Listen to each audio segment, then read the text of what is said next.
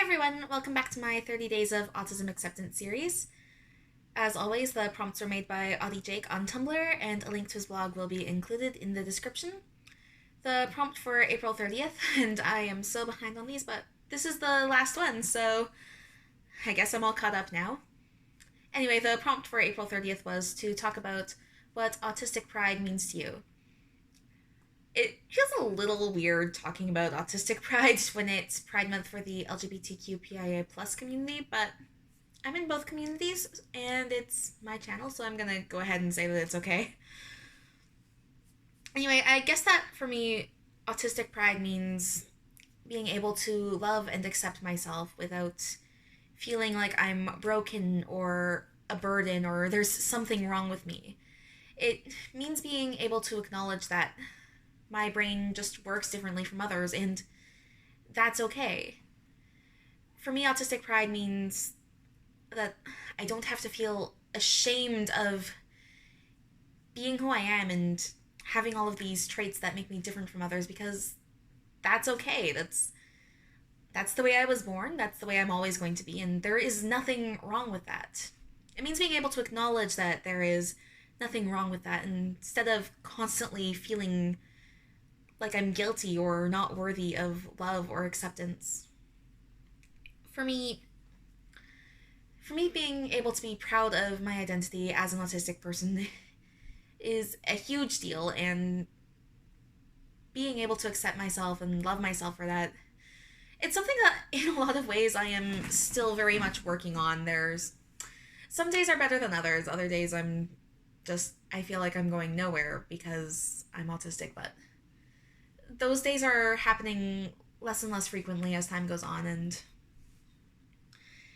it's a learning process, really. For most of my life, I didn't even know that I was autistic, and I got a lot of really bad habits of how I view myself and the way I interact with the world, and it's going to continue to take time to unlearn all of those habits and have more self-acceptance, but autistic pride for me is being able to take the time to unlearn those habits and be more accepting of myself. It's a really big deal for me because it's just a lot easier to go through life not constantly feeling like a burden, whereas before it was very, very difficult to do anything, really.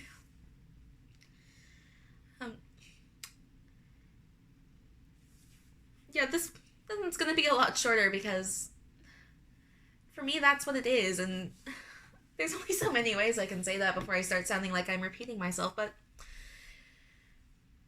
basically that's it. To me, it just means being able to love myself and accept myself and understand that it's okay to be who I am and there's nothing wrong with that. And I don't have a reason to feel ashamed, and it's hard. It's going to take time to keep getting there. I've only had the diagnosis for about for a little over 2 years now, and there's a lot of old habits and thought patterns that still need to be unlearned, but that's part of it. That unlearning process is part of autistic pride for me. Yeah. I think that's about all I have to really say on this topic, but for me, it matters.